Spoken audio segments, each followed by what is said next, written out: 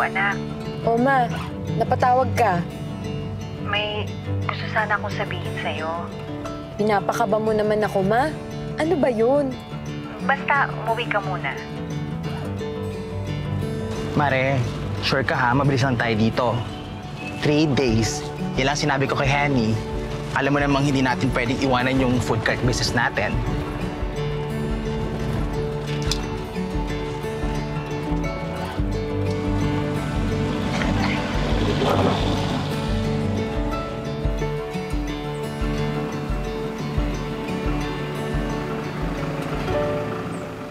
Oh, bakit tayo huminto? Mare, look! Ano ba naman yan? Sino bang bobo mag-aarang yan dyan? Walang konsiderasyon sa kapwa. Mare! Ay! Ay! Sino nandyan, ha? Kanino to? Hoy, pakitanggal nga to! Naknang, harang-harang dito eh! Dumadaan yung mga kotse, oh! Hello! Mare, kalma ka lang. Good vibes lang tayo dapat, ha? Paano papasok ang sweldo niyan tayo? Eh, paano nga tayong papasukin ng swerte? Eh, hindi nga tayo makapasok sa farm namin dahil sa harang na yan. Ano, hindi ba siya nag-iisip? Paano kung may emergency? Namatay yung tao dahil lang dito? Relax ka lang, ha? Hindi ka ba nainis na may mga taong ganito sa mundo? Mga walang hiya?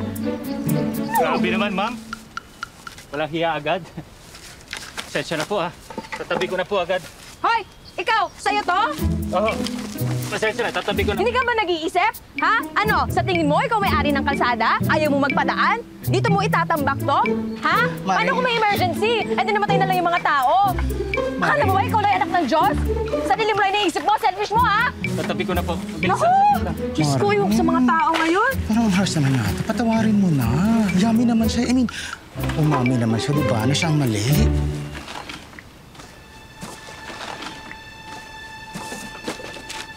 Ikaw? Ikaw pangalan mo? I'm Molly. Pasensya na po. Rico po pangalan ko. Rico, ito naman siya. Bea?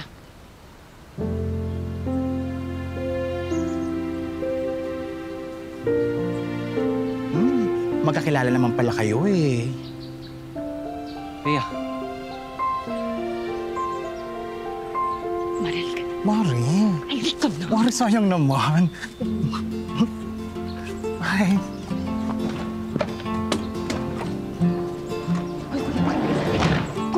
Kuya pa, ang dami na. Ang dami na. Sayang naman yun, Mare. Ang yummy-yummy niya.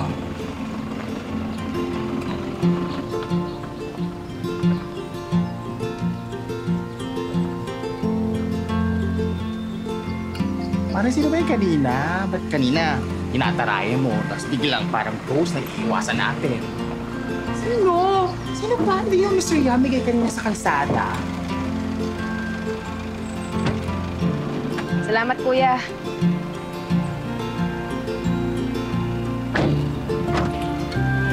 Mare. Eh, sabihin na, no? Tino. Here's Mare. Farmer girl ka dito. Nene. Oh. Ang gwapo pala ng daddy mo. Diba nga? Gwapo talaga yan. Kaya nga nailab ako sa tatay ni Bea eh. Ma! Miss kita. Oo. Ma, bakit pala bigla mo ako pinauwi dito? Ano bang gusto mong sabihin? Anak, gusto ko lang sabihin sa'yo na mawawala na kasi itong poultry farm natin.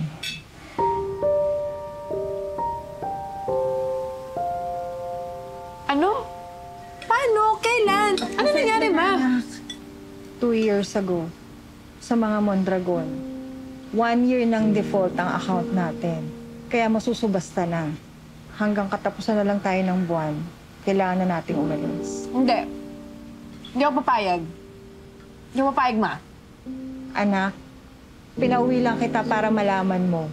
At para na rin nandito ka sakaling mag-turnover. Anong turnover? Walang turnover na magaganap, Ma. Hindi ako papayag. Walang turnover. Sorry.